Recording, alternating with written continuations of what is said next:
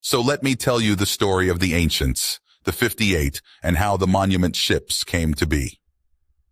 A long time ago, in an unknown corner of the universe, the ancients lived alone and huddled together on their planet. Their first steps into space were not even one of their own lifetimes ago, and their search for life outside their own world had been fruitless so far, though they would not expect it to come to them. But from one day to the other, their planet was bathed in undecipherable alien transmissions. The ancients quickly identified a spaceship far outside their solar system as the source. It was moving at relativistic speed and would pass them by in less than a solar cycle. The ancients had a powerful curiosity, and even though the alien spaceship was larger than anything they themselves had ever built in space and faster than anything they had ever made to move, they made a plan to intercept it. They drew up, built, and launched their ships. They sent more than necessary, but they also lost more than projected in their worst scenarios. But they pressed on and through ingenuity and sacrifice decelerated the alien spaceship for it to be bound to their sun. When they then went aboard, it was supposed to be the grandest moment, but instead, they were shook to the core. It was a mere capsule, a drone, and inside, they found the cries for help of a whole civilization. They told of a war of such immense scale, the ancients had no words for it.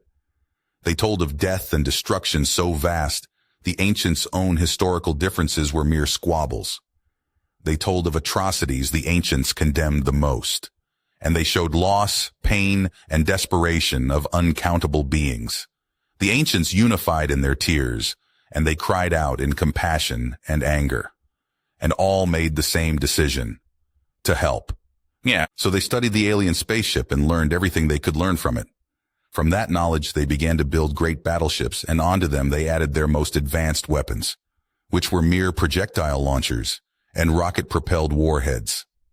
What they could not replicate, or even fully understand, was the faster-than-light engine of the alien spaceship. Its workings were too exotic, and its instruction code too incomprehensible. But they learned from the tiny scraps of documentation strewn throughout the databanks of the drone how to input navigation code and how to recharge it once more. And they learned the limits of the acceleration bubble and the mass it could take with it. 2 solar cycles had passed when the ancients were finally ready. 58 battleships fit within the bubble of the single FTL engine they possessed. The crew were only chosen volunteers, ancients that had children, which were already adults themselves, for they only had a single navigation code, the one from the drone's origin. So it was a moment of farewell when the 58 left their solar system as the first of the ancients to do so. It took mere moments for them to arrive, and their hearts broke. The world in front of them was in pieces, a raised planet of ruins, absolutely devoid of life. But from the copied communication system, they heard new voices, new pleas for help, transmitted with a navigation code of another place. So they put the code into the alien engine and hoped they would never be too late again. Here the 58 made first contact, the first time we had laid eyes onto their otherworldly ships. Huge bulking things made from sharp corners, large plates with rough surfaces and dark single-colored paint jobs. We did not know what to think of them, but then we saw the symbol. Backwin sent the beacons out from our homeworld to seek help against the Devourers. Some unknown engineer painted a symbol on their hulls, maybe in childish naivety. It was from a language much older than the Union of the Suns, and even though it had grown to have a much larger meaning, originally said hope, and the ancients had it painted large and bright onto every one of their battleships for all to see why they were here. They called out to us, offering their help, but we warned them away. The battle over that planet had been already lost. Thousands of enemy ships were in orbit, and already in the process of bombarding the larger cities. Our sparse number of defenders would only be able to give more time to the evacuation efforts. The 58 refused to leave and closed in, which made the Devourers notice them as well. Now you have to understand, back then their ships were immensely outclassed. The enemy ships were forged in centuries of battles like an intricate and finely balanced rapier. Their hunter craft were fast, elegant, and maneuverable, with large capacity deflector shields and devastating forward-mounted energy weapons. They could catch up to every ship we had and decimate our shields quickly with their overwhelming numbers.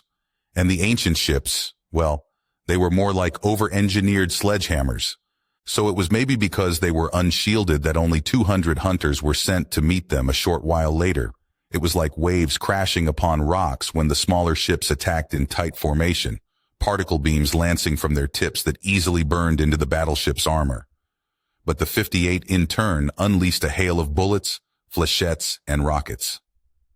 The hunters had grouped together to focus their beams, but their deflector shields were quickly overwhelmed by the sheer mass of incoming projectiles, and when their hulls were ripped apart, they detonated violently and took their neighbors with them. When the enemy then changed tactics, using their far superior maneuverability to outflank the lumbering battleships, they were still decimated from the multitude of turrets. It was a fierce fight, and when the last hunter broke apart, 3 battleships seemed dead, and the rest were damaged and battle-scarred. They still pressed on into the midst of the defenders, spearheading the counterattack into the enemy planetary bombardment ships and fleet carriers with guns hot. The 58 drew all of the Devourer's fire, and we scrambled to protect their flanks and hold their backs.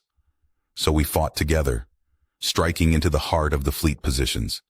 And when the 4th Devourer supercarrier detonated in blinding nuclear fire, we could witness the enemy's retreat for the very first time. While the last of the hunters that were too slow to find their way back onto the fleeing carriers were destroyed, 16 of the 58 were drifting without power. But the rest were so heavily damaged, we wondered how they could keep together. Since our city shields had held, and the losses on the ground were minimal, we could call on many ships to help with rescuing the ancients off their crumbling battleships. But they refused, asking for us to help the destroyed ones. We thought them lost, and were surprised that 6 of them came back to life on their own before we could even render aid. All of the 58 were eventually stabilized. Not one had suffered a total crew loss.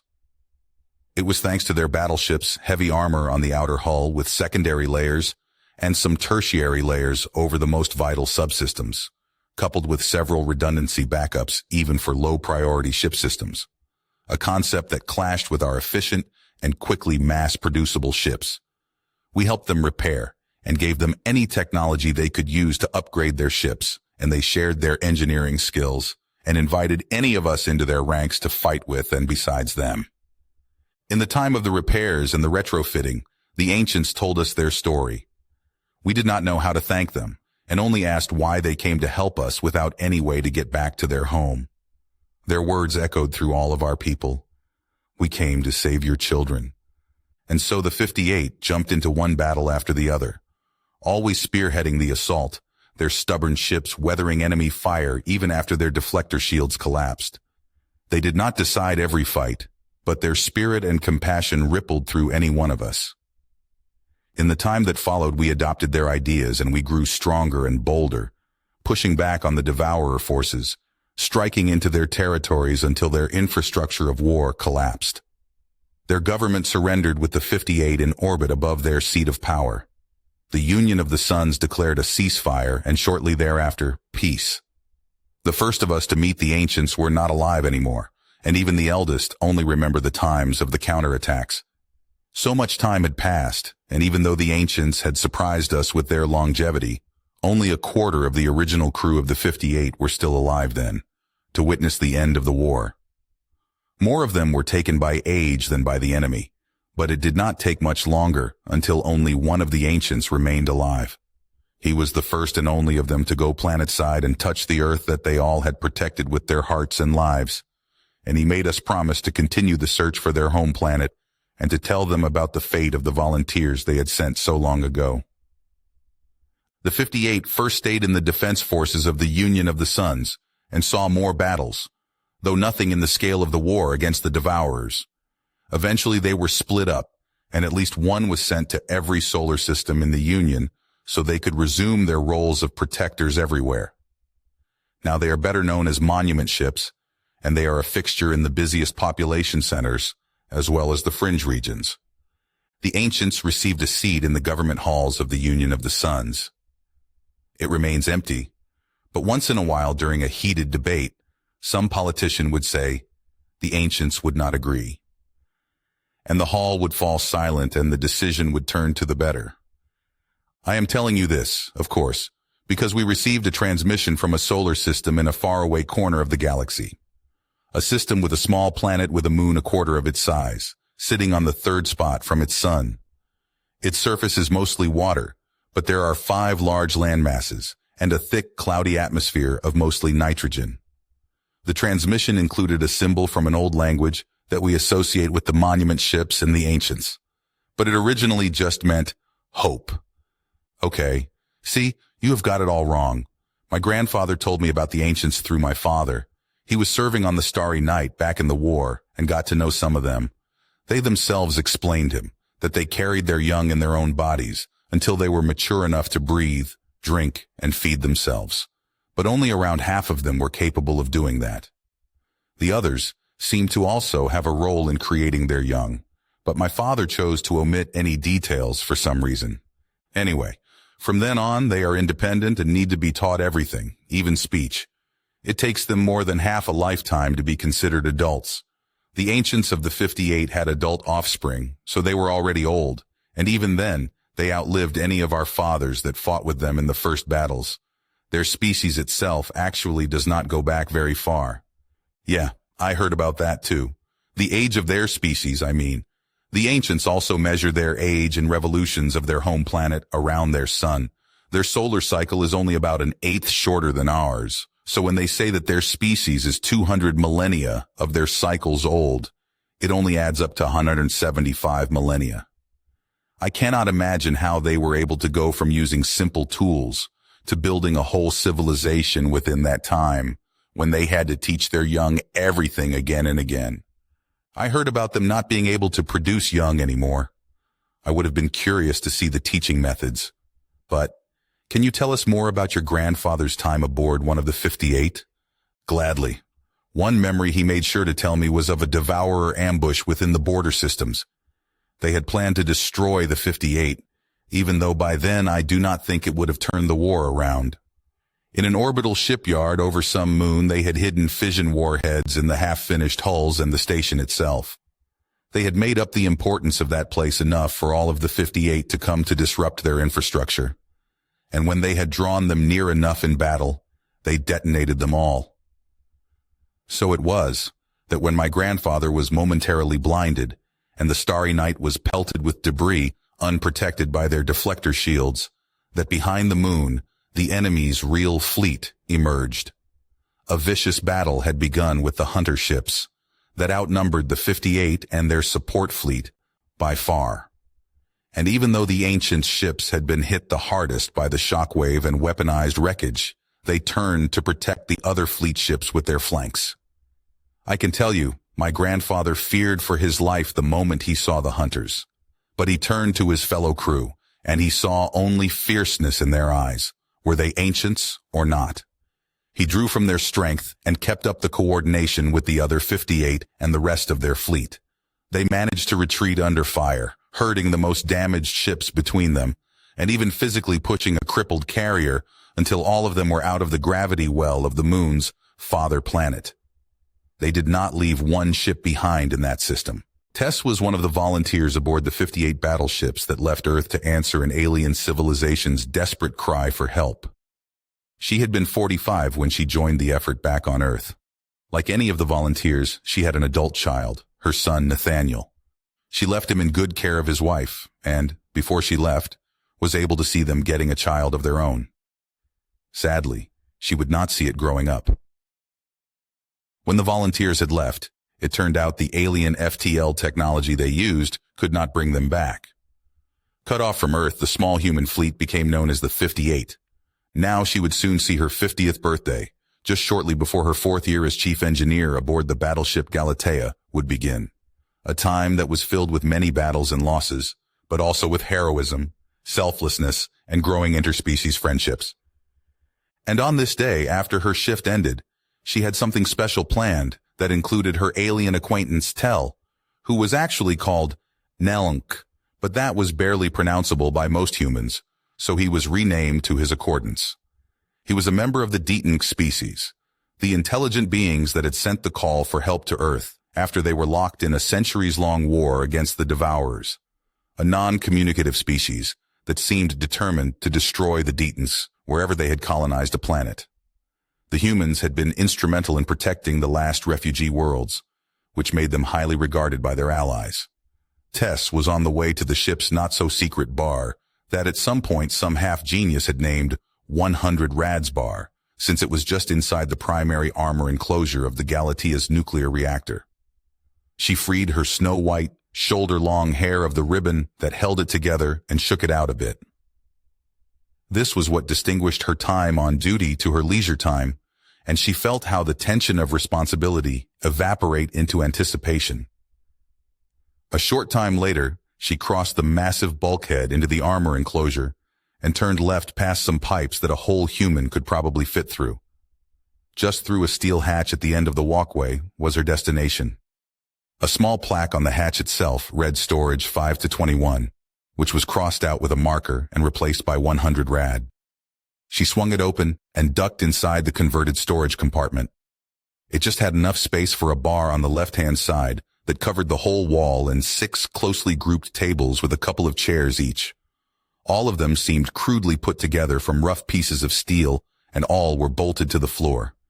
Dim, crisscrossed light strips on the walls illuminated the bar with a warm yellow light. Together with the cloth-covered ceiling and dark, soft polymer floor, it had a rather cozy feel to it. She was not the first one there, as she expected. A guy from her engineering team, Rudiger, was already waiting. Contrary to her, he looked far older than he was, with deep character lines in his leathery face, sparse gray hair and bushy eyebrows. But his energy and his mannerisms were that of a young man, and the glint in his eyes whenever he talked about something he was passionate about made him positively youthful. She liked him very much for that and his excellent humor. So it was obvious she happily greeted him with a hug. He seemed in a good mood and began talking with a noticeable German accent. "The exchange guy was here during your last shift. He said that your batch was fine and that they would be able to reliably make more." As he pointed to the bar, he added, "He put all of it behind the bar, and just so you know, if it is what I think it is, I call dibs on one keg." Tess laughed as she went over to it and quipped, "Dibs is only for the ones that help. You did not even know we were finally getting a delivery. Be happy with the standard ration." He pouted nearly convincingly and crossed his arms as she inspected the goods. 10 shiny pressure cylinders were before her, each holding 20 liters of the liquid that had turned the hunters and gatherers of old into farmers. She lifted one of the cylinders onto the bar and mounted a spigot onto the top, from which she filled a metallic cup with a clear golden liquid. She took a swig, smacked her lips, and proclaimed, "This is literally the best beer I ever had in my life." The cup quickly changed hands, and she could hear Rudiger use some German words to describe his satisfaction, probably expletives. "This is wonderful. It tastes like home. My compliments to Steve's guys." "And to my recipe, of course, please," added Tess. The bar had come quite a long way. Back when this place was redecorated, they only had a tiny supply of horribly tasting clear drinks with unreasonable high ethanol content. By now, they had a rather nice selection of schnapps and liqueur derived from various sugary plants they continuously received from the Deatonks, drinks they shared and traded with the illicit bars on other ships. And finally, they had managed to brew actual beer. Well, not on the Galatea, since they did not have the space and parts necessary, but on Steve, one of the foundry ships.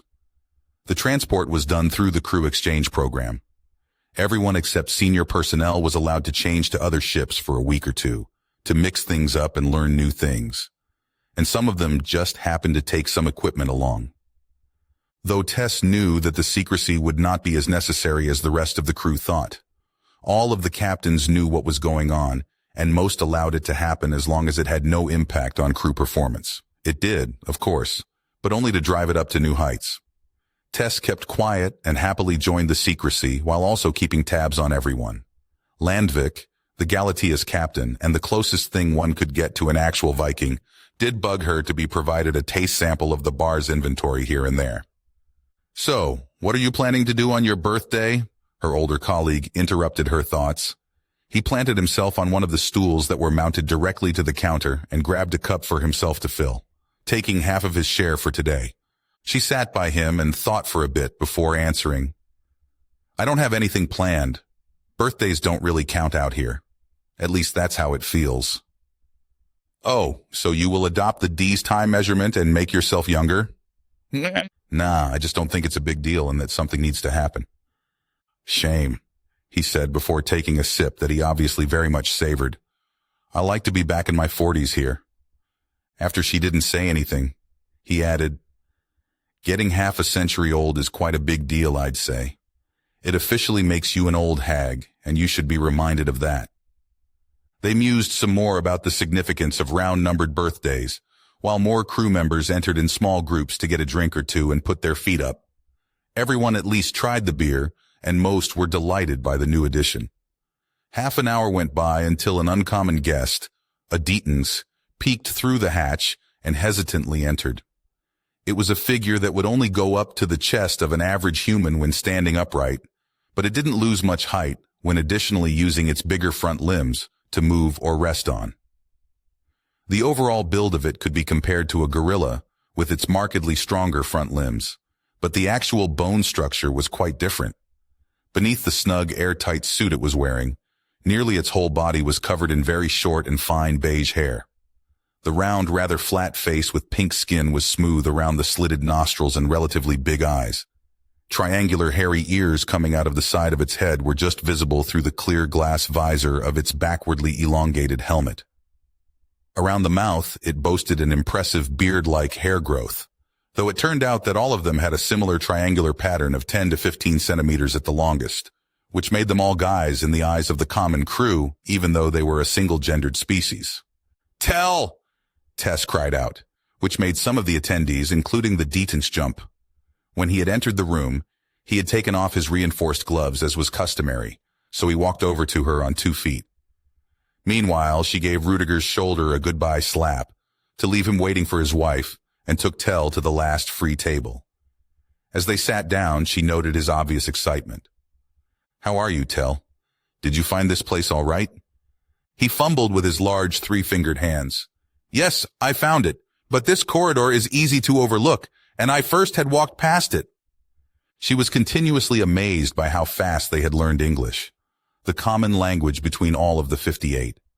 The Deatons had a very different and exceptionally complex language, and their words were made up of mostly consonants, stemming from their very different way to generate speech, which meant they tended to skip over imitating vowels when trying to speak English.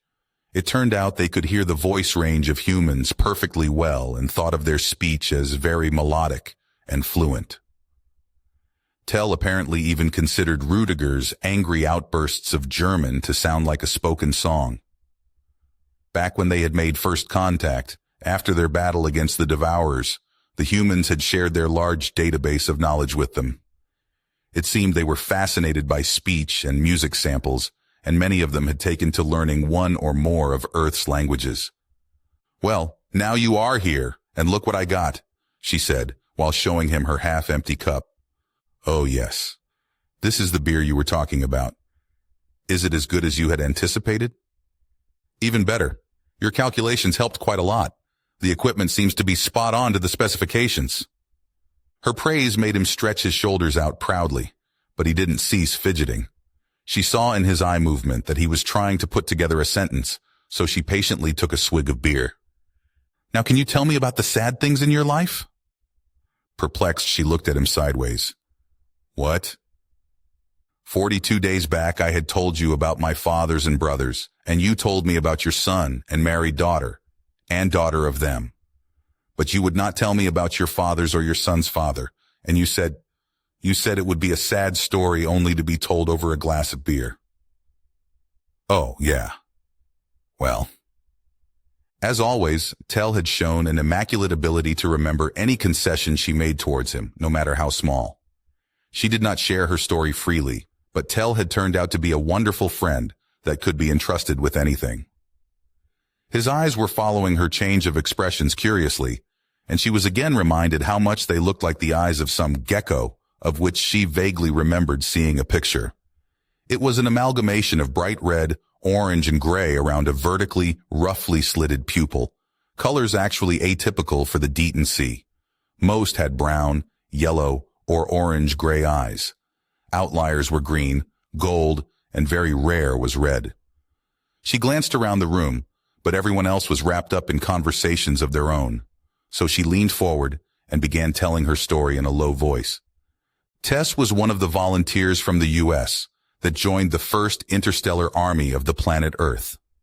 Before that, she had been a teacher of applied mechanics and mechatronics in one of the country's many universities. Before that, she had been attending college while pregnant, supported by her husband William. And before that, she had been the protective bigger sister of a baby girl that was born to two loving and hardworking parents. Her mother had come to the U.S. from Norway, her father from Mexico. They had met, fell in love, and started a car repair business together. A short while later, Tess was born, a whirlwind on 2 feet, as her father used to call her. She inherited a naturally tanned skin from him and deep caramel brown eyes from her mother. The unmanageable light brown mane that was her hair had been entirely her own creation, though. When she had become 6, a secret wish of her had been fulfilled, and she got a sibling. Lucy was much the same as her bigger sister, albeit she presented herself slightly calmer and seemed determined to grow the most beautiful and straightest blonde hair. For the 3 following years, life had been great. Then it changed forever one night late in the fall. Lucy had her own bedroom, but had taken to sneaking over into her sister's bed when she had dreamed of scary things, something she had done again that night. When Tess was woken by the stinging smell of burning plastic and saw dark smoke wafting into the room through the gap above the door, she grabbed her sister and climbed out the window onto the roof. She noticed, and distinctly remembered for the rest her life, how thick smoke pressed against the window of her parents' bedroom from the inside, illuminated by muted, flickering orange-red light. Tiny wisps of white smoke drifted upwards from unseen gaps around it, and she knew in that moment that she would never see her parents again.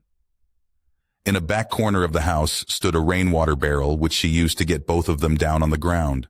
She had to drag her crying sister along as she ran to the neighbor's house, where she then hammered against the front door until it was opened. The time after was a blur, and the only thing that was constant was her sister that she tightly held by her side. When she met William in her teenage years, they first bonded over stories from horrible and less horrible foster care, and then he grew to become her strongest support when she finally worked through the loss of her parents.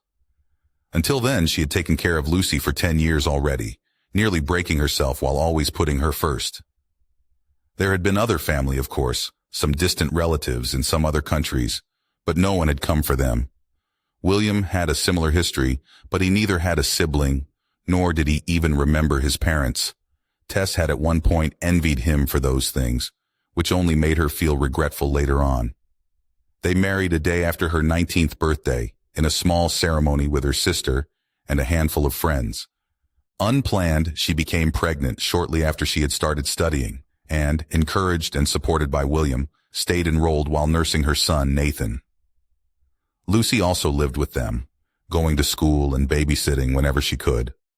When she was lying in bed, shortly before drifting off to sleep, with her baby son in her arms, her sister sleeping on one side and her husband snoring on the other, she felt content and could forget any day's hardship. It was while she was writing her master's thesis that William didn't come home after work one evening. No one else on his bus did come home either. The night after the funeral, she felt worse than ever before, unable to stop crying despite Lucy's best efforts to calm her down.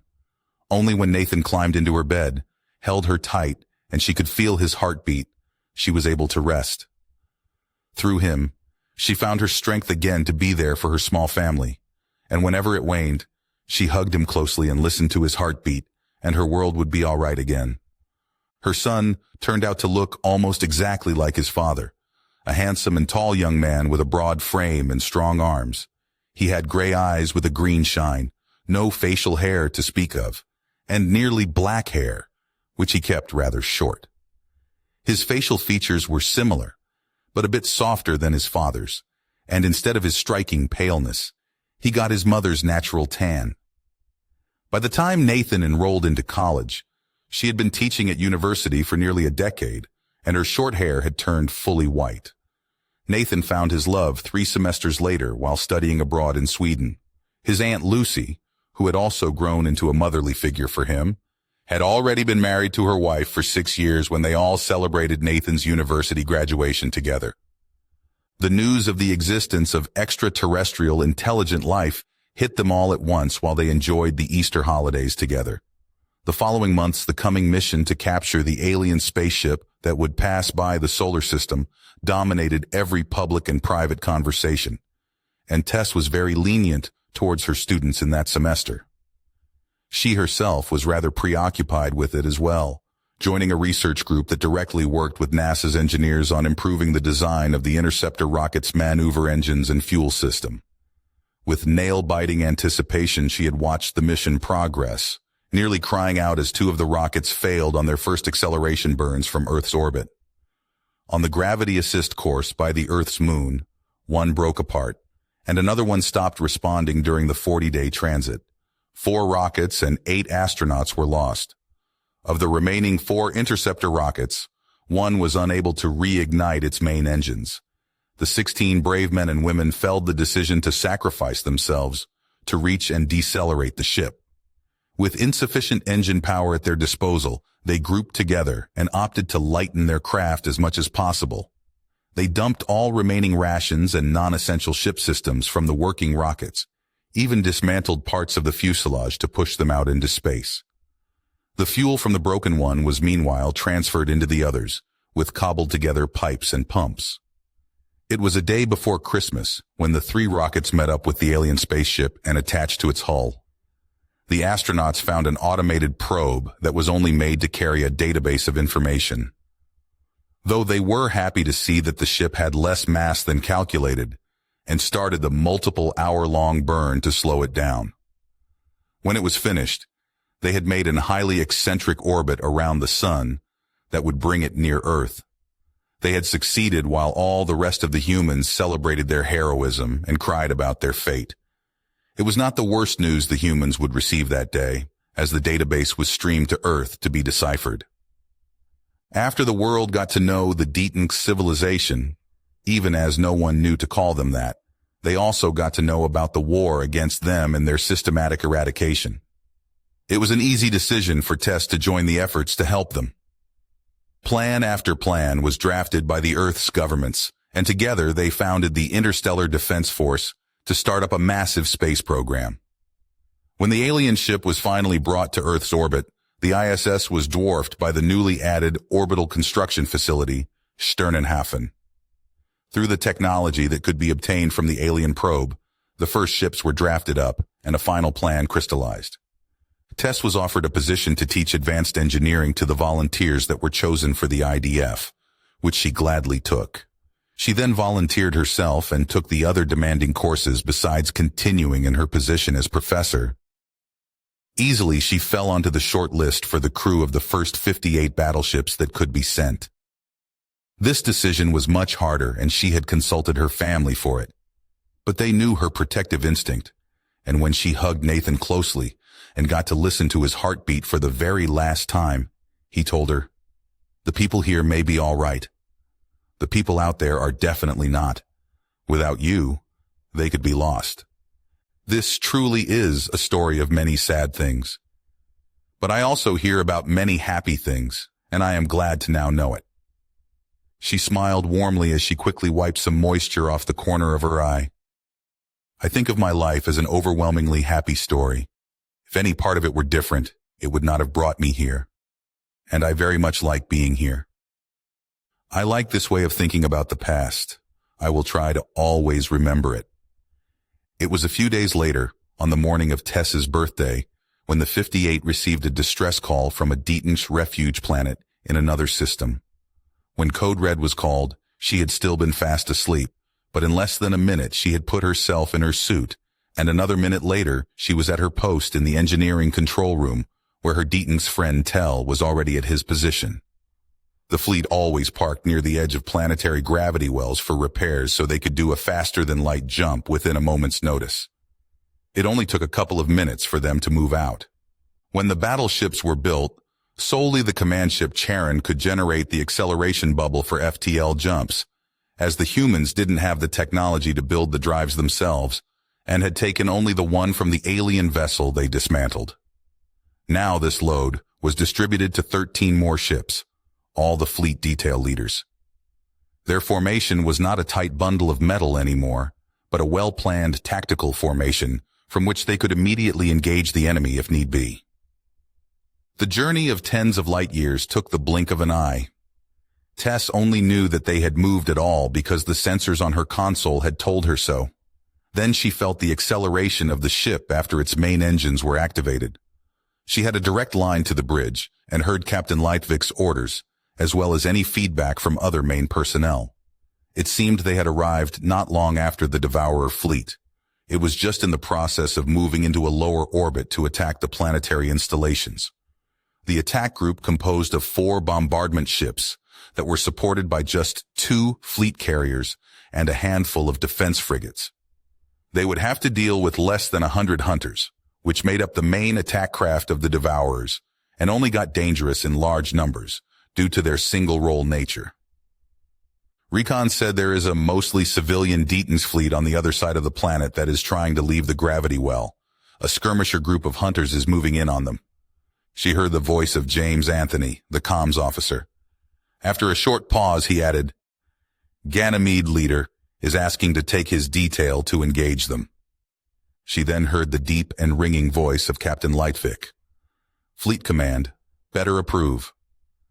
In her mind's eye, she saw his broad frame lounging in one of these cheese sci-fi leather and wood living room chairs inside a sprawling open bridge with aesthetically pleasing rounded corners everywhere and indirect lighting, leaning to the side and stroking his always impeccably kept blonde beard. But of course, he wore a pressure suit and was securely strapped to an acceleration chair like her, and he commandeered the ship from a much more practically designed environment. There was no atmosphere inside the ship in combat situations, and absolutely no need for personnel to trash about the room if the G-forces spiked. "Positive. We're sent after them."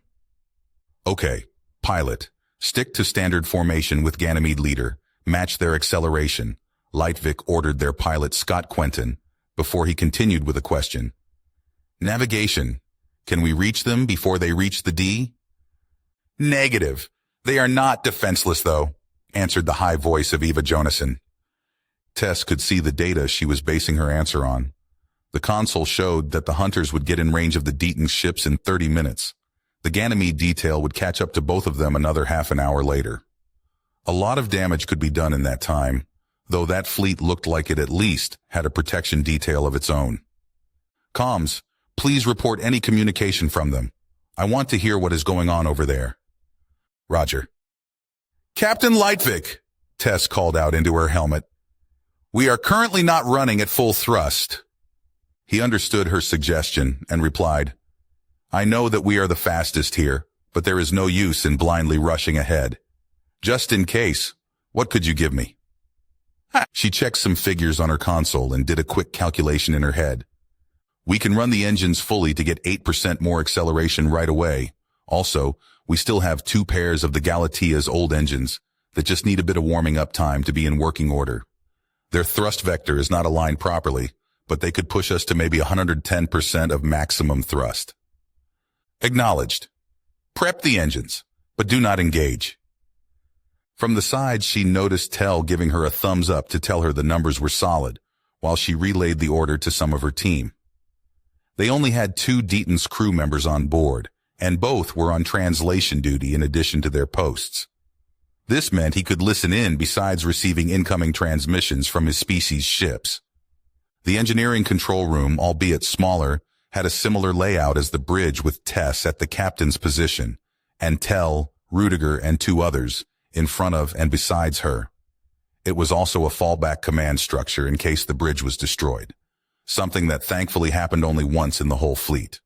On the rounded view screen in front of them, they could see, besides relevant sensor information, a magnification of the group of hunters. They were barely visible since they were passing through the nearby planet's shadow. Sensors told them the group was made up of just 15 ships, a number their detail could easily flatten in direct combat. But the hunters had superior acceleration and maneuverability, which they often used to evade the ships of the 58 and instead attack softer targets when not pressed into a defensive role. Tess felt anxious and instinctively pressed her foot down onto a non-existent accelerator pedal. Rudiger signaled her that the additional engines were ready. The minutes crawled on until the hospital ships came into view and appeared on the screen in a separate window. Tmas and Kruln hospital ships. Tell began identifying the two much larger vessels among the small fleet, switching to a low, throaty voice when using words of his language. And there are 5 civilian Corvette-class ships. They are probably personnel carriers. I can see a light escort of mixed UMPAR and Tinkton fighter craft. I do not believe they can stop the hunter attackers. Usually the Deatonks split off their military craft to keep the fight away from the much worse defended civilian ships. But if they kept them together, it was a bad sign. Jonathan gave a somber status report. 15 minutes for the hunters to get into weapons range. Captain, the Deatonks are sending another distress call. Captain, Tess interjected, I am ready to... She was interrupted by him. Ganymede cannot keep up, and we cannot just take on 15 hunters ourselves. Keep your nerves, everyone. On the orbit map on the view screen, the blip that was the hunter group came ever so closer to the blip of the fleeing civilian fleet. Chief Engineer Scorbin, the civilian ships are calling us directly. Tell addressed his superior with high panic in his voice. They are saying that the corvettes carry egg pods. Captain, I heard. Pilot, maximum thrust. Engineering, engage those additional engines. Tess immediately started up the thrusters and quickly balanced their output so their thrust vector would align with Galatia's center of mass and they would not get uncontrolled drift. The battleship pulled away from the 5 others of the Ganymede detail, being natively the fastest and using additional engine power. They were not the only one to go to maximum acceleration, though, as the group pulled further apart, and 2 other ships slowly fell behind. Lightvik addressed her again. Engineering, are there any other reserves? She pulled up some figures on her console and looked to her crew for ideas, but ultimately had to tell him, this is all we can pull without damage. We could maybe compensate the faulty alignment of the old engines with the maneuver thrusters. But I'm sure they will fail on this transit if we burn them that long. How much more would it be? Another 4 to 6%, she estimated. The screen showed the 2 fleets closing in, and the first bolts of particle laser fire were exchanged between them. More followed, and only seconds later, they witnessed the first of the defenders detonating into blue fire. Then another. The fighting was fierce and quick between the nimble and agile ships. She felt herself mentally stretching into the battle they were punished to only observe and crushing the hunters with white-hot anger. It was not the first time the Devourers had attacked civilians and did massive damage before fleeing, always remaining ahead of the slower human fleet. The hospital ships report coming under fire. Engineering, give us everything. We must not be too late. She engaged an override on the port side maneuver thrusters and switched the old engine's output up to full. It were only minutes, but sometimes every minute counted a lifetime. As they were now pulling ahead even faster, the Galatea would be without backup for a longer time. They had weathered worse, but she still held her breath. They meanwhile were about to reach the apex of their approach maneuver, and Tess called out, Captain, I need to put the engines in reverse thrust manually. I need a signal. The deep voice rang over her headset with an order not directed to her. Pilot, give us a 5-second countdown before acceleration reversal. Roger, it's T-minus 36 seconds now.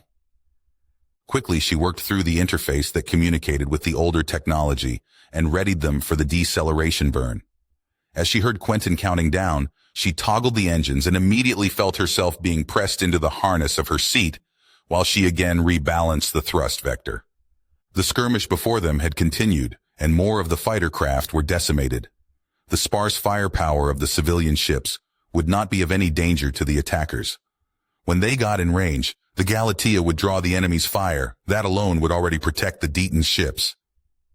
Anthony informed. More distress calls. They are begging for us to be faster. Just as he said that, alerts popped up on her console. One of the maneuver engine groups had burned out and failed, and another group followed seconds later. She cursed and reduced the thrust again, informing the captain as she did so.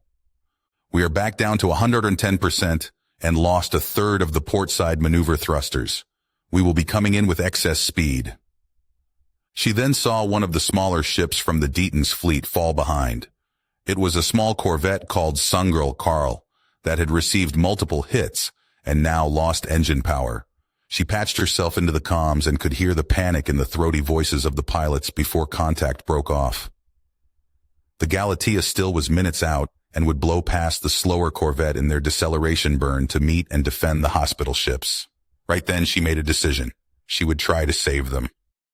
Quickly, she opened the restraints that held her onto the acceleration chair while giving out orders. Engineer Schreiber, you take command. Give me calculations for an acceleration and deceleration profile for my jet suit to get me to the Snegral in the shortest time possible. Do not spare fuel for return. You must not leave the ship, Tess, the Deatons quickly protested. He was not the only one to verbally disagree with her, but she just talked over them. The maintenance crew had just been out in their suits. Mine is filled up and ready. Only I can do this. Already, she was running down the corridor towards the maintenance airlock, still hearing protests, when she addressed her superior. Captain, I'm jumping out to get to the Snegral quicker. You will not, he replied with calm pressure. She jogged past the crew that was stationed there and opened the inside door of the airlock. Since two of them had left their positions to help, or maybe stop her, she heatedly told them what to bring. Get me a Type 2 recovery pack, a leak repair tool belt, and a medium Atmos cylinder. While they grudgingly obliged and fetched her a small backpack, a belt with multiple pouches and clipped-on tools, and a small bottle of pressurized gas, she checked her jet suit that was stored in a compartment inside the airlock chamber. The small display on the lower arm showed it to be ready and already receiving telemetry data. She then closed the inside door after the other crew had cleared and hit the control to start the pressurization process. Lightvik, they need help and we can't get to them in time. That tiny ship may not even have self-repair equipment. The smallest damage will kill everyone on board and I will not stand by that, she explained while waiting a few seconds for the atmosphere inside to reach green levels. Then she began taking off her pressure suit to don the specialized jet suit. With well-trained precision, she took off one and put on the other. Every movement was done quickly and without thinking. Last, she mounted the backpack onto her front, fastened the belt around her hip and the bottle onto her lower back. This helmet was much different than the one she shoved hastily into a nearby compartment. It had a bulbous visor that extended above and behind her head so she could see straight up as well as straight down. The brightly colored polymer-lined suit had a liquid nitrogen-driven propulsion system with fuel tanks and a large oxygen tank on her back. It was actually used to get around the outside of the ship to do maintenance and repairs. Mind the debris, Chief Engineer Scorbin. I will, sir, she replied while engaging the emergency override of the outer door. A split second later, she was blown outside and clear of the ship. While drifting away and towards Galatea's front, she rotated the thrusters from her lower legs onto the soles of her feet and did the same on her palms. On the sides of her head, she switched on the gimbaling helmet lights that would helpfully follow her eyes. Tess then aligned herself to the flight path her heads-up display showed her and engaged full boost, quickly leaving her ship behind. From outside, the Galatea looked as massive as she truly was, but it was easy to forget that her home had always been, in fact, a heavily armed and armored, 350-meter-long and close to 150,000-ton machine of war. You will be out of range soon. I know, Tell. Thanks again for the calculations. See you soon, and bring me a souvenir from the battle, will you? As she left the battleship behind her, she fully concentrated on keeping her course. It was not an easy feat in the Stark suit, which was its unofficial designation, since even the smallest movements of hands or feet would change her overall thrust vector, and normally only short bursts were used. A long training had preceded the use of the suit, and not all of her engineering team had passed it. Luckily, there would at least be more than enough fuel for the trip. She just had to be careful of drifting wreckage from the ongoing battle. "There is good news, Tess. The hunters have turned towards us now," her friend sounded over increasing static. With a knot in her stomach, she wished him good luck, but his answer was swallowed by the distance between them. Within the confines of her helmet, the hissing sound of the thrusters felt much louder. On her HUD, the first pieces of debris she would pass were marked, and her flight path was made to stay clear of them. With clenched teeth, she blew by what must have been a fighter craft, which charred and mangled remains still partly glowed from the remaining heat. She quickly reached the point of acceleration reversal and turned herself around, now going feet first. It was even harder to keep her course this way, and she could see her flight corridor curving wildly in front of her. By moving her hands and switching thrust on and off, she tried to keep on her path but overshot on one maneuver and had to use hands and feet at full boost to avert smacking into a piece of fuselage at highway speeds.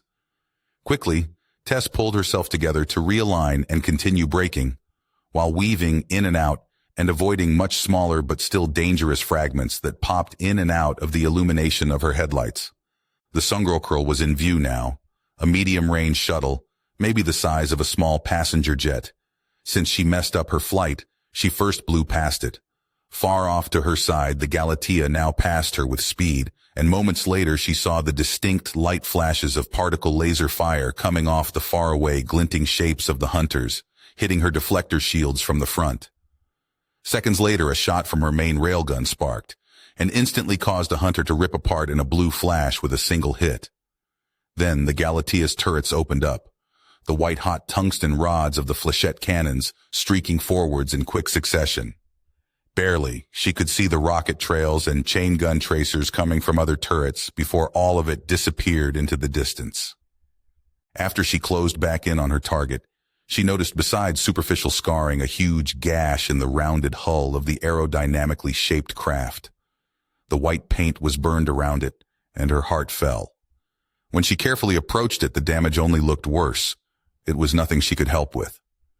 The hole was big enough for her to get inside the passenger compartment, so she held on to the broken hull and flipped away her suit's thrusters to then engage the magnetic boots. She climbed inside and switched on an additional light on her right arm. The walls, low ceiling, and floor were blackened, and their panels partly melted. Her lights went towards the back, and she swallowed hard, her dry mouth wordlessly moving in hopelessness and disbelief. The side walls were lined by 2 egg breeder pods, each probably containing 40 to 50 of the Deaton's unborn. But their lights were off and their clear covers warped and burned.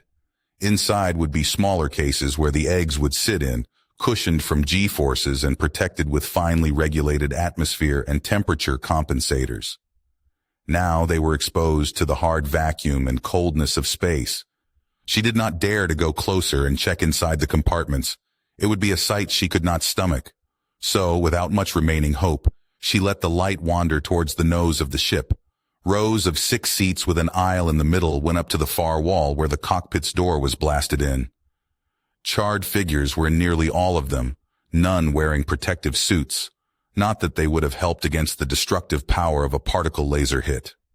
There was nothing she could do here to help them, and her tools were useless. She felt tears behind her eyes as she slowly went towards the front. When she passed a row towards the end, she noticed a blinking light in the corner of her sight. Lighting the seats to her right, she could see 2 Deaton's hunched over something metallic. Carefully, she pulled one up and pushed its large arms out of the way. This revealed a single egg pod, its frame intact, but with a status light that was blinking in distress. They had protected it from the brunt of the blast with their own bodies. "Oh, you brave ones," she whispered as she took the small pod to inspect it. Through a window, she could see the brightly colored organic container in which the Deaton's grew from a small number of cells into an infant. It was only slightly larger than a human head, with an elongated round shape. She did not know much about the pod's technology, but it seemed the pictograms on the status display showed the heating elements about to fail. Vaguely, she could recall someone telling her that the eggs had to be kept over 300 Kelvin at all times. While she carefully but quickly carried it towards the back, she promised, "I will save you, little guy." She let go of the pod where it remained gently floating beside her and pulled from the pack she brought what seemed like a thick, clear plastic film that was tightly folded. With well-trained movements, she laid it out in front of her, and it turned out to be an emergency rescue balloon.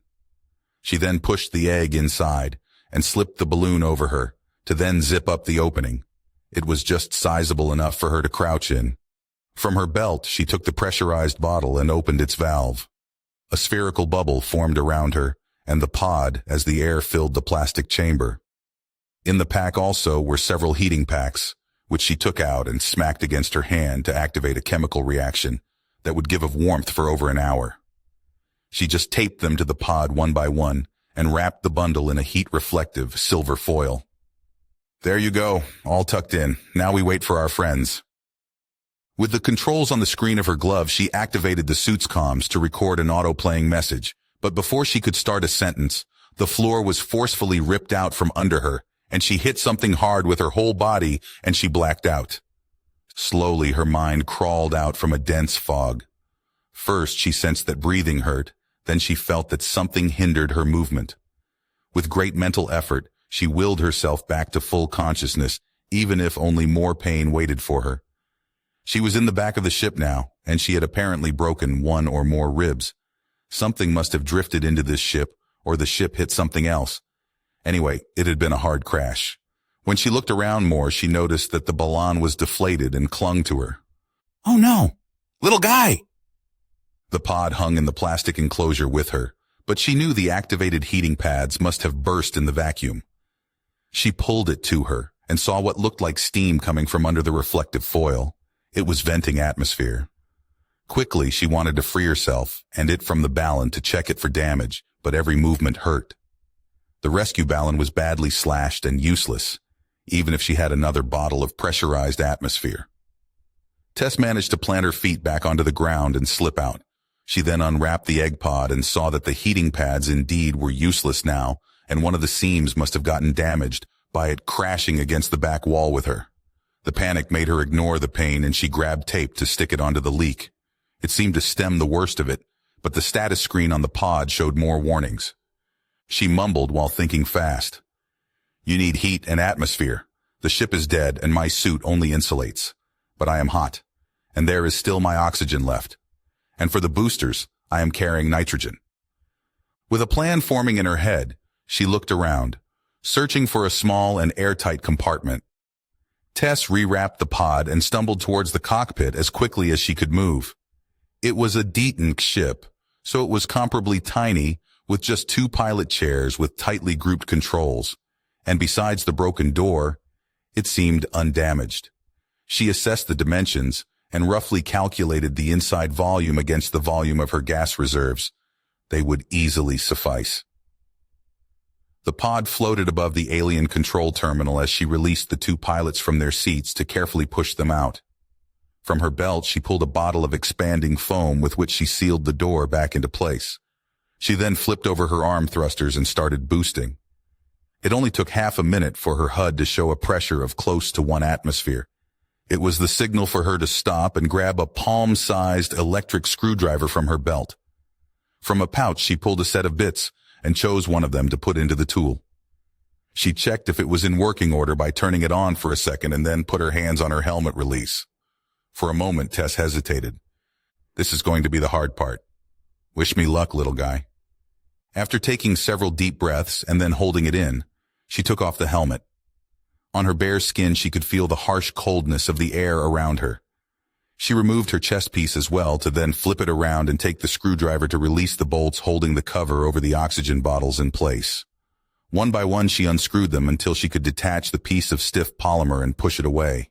The restraints of the bottle were easy to undo, but more bolts held the pressure regulator in place, and she moved on to remove them as well. Her lungs were straining as she pulled on the assembly to get to the cylindrical distributor piece underneath. 2 more bolts to free it. She felt her broken chest reflexively compress and pain shoot through her whole body. With clenched teeth, she resisted the urge to gasp for air and unscrewed them as well. Then she grabbed onto the last connecting piece and ripped it out as hard as she could. She had nearly thrown the oxygen bottle against the wall, but it had bounced back on the flexible tube she was still holding. The distributor had a mechanical override she now pushed in, and a hissing noise told her that it was now releasing all the tank's oxygen and slowly turning the nitrogen atmosphere around her into breathable air. But she was already seeing blinking spots in her field of vision, and she could not hold on any longer, so she finally exhaled and then aimed the nozzle at her face to breathe. The coldness was not unpleasant, and she took a moment to pull herself together. The headlight of her drifting and tumbling helmet quickly brought her back. There was a promise she had to fulfill. Her magnetic boots were not working anymore since she had removed their power source, so she wrapped her legs around the pilot's chair to grab the pod and remove the foil. A quick inspection of the metal container made her find the release mechanism. She unclamped the fasteners that held the two halves of the metal shell together and very carefully pulled the egg out of the cushioning. It felt much different than any egg she had touched on Earth. The shell felt less like a mineral and was much smoother. Even though she could see it still had tiny pores. From one end to the other, the pale blue color ran smoothly into a deep green sprinkled with irregular beige specks around the midsection, and then changed to a crystal clear turquoise. It was strikingly beautiful. Before she could decide on how to best keep it warm, she noticed movement inside. Could it be the Deaton's unborn? She held it to her ear and could make out a distinct heartbeat, though it was fast and irregular. In a soothing voice, she spoke to it. "Hey, calm down, little guy. I am here now, and I will keep you all right. I promise that." Tess unzipped her temperature regulation undersuit from the neck to her stomach and freed her arms from it, careful not to agitate her battered chest further. The fine fabric of the remaining clothing layer did not offer much protection against the cold air around her, and she immediately felt her skin cooling. She brought the Deaton's egg close to her and used the sleeves of the undersuit to somewhat bind it to her body. Feeling herself becoming lightheaded, she grabbed the drifting oxygen tank and aimed the nozzle at herself again. The air inside the room was barely circulating. This was good since it would not cool her down as much, but the levels of oxygen and carbon dioxide would vary wildly throughout the atmosphere around her. Even if she could equalize it somehow, that carbon dioxide buildup would eventually make the air toxic. Leaning towards her suit's chest piece, she pulled it closer to check the display on the lower arm. The comm system was functional, though nothing was in range. She activated the auto-repeat messaging system again and spoke directly into the small microphone beneath it. "The time is 5:15. This is Chief Engineer Tess Scorbin. I am aboard the Snegral and have sealed myself and one survivor in the cockpit to establish atmosphere. Status is yellow, but red is estimated in 20 minutes. She then engaged the emergency protocols and let go of the suit to aim the oxygen flow back at her, only to notice that it had already weakened considerably. To conserve her body temperature, she grabbed the solver foil and wrapped it around her upper body. There was now nothing more to do than wait for help. She rolled herself around the Deaton's unborn, only hanging to the pilot chair's harness with one leg, and put her head onto the egg. The heartbeat she heard from it was still very fast. Worried about it, she did what she had always done to calm down a child in her arms. She began to sing softly. First she sang as she had sung to her sister Lucy, Norwegian words she had learned from their mother and did not understand, but that had always made her imagine drifting through snowy woods in a clear night with a sky full of twinkling stars. It brought back many memories and with them emotions, good and bad. Then she sang as she had sung to her son Nathan, of the moon, the stars, and the bright morning that would always await him after the darkness of the night. She imagined him, singing the same things to his child now, maybe still hanging on the hope of ever seeing his mother again. Tears filled her eyes as she continued singing, thinking of her family, her home, and the tiny life she was trying to keep safe and warm. The minutes ticked by, and from time to time she waved her arm to move the air whenever she felt her breathing becoming difficult. But it didn't take long for it to stop working, and exhaustion to creep into her mind and body. While she began drifting into unconsciousness, she felt content, for the unborn Deaton's in her arms had calmed down. She listened to his strong and regular heartbeat, and her world was all right. If you finished this story, please subscribe and like the video. Then leave a comment that says, "I liked the story," and I will heart every single one of them. It really helps me. Thank you for your time.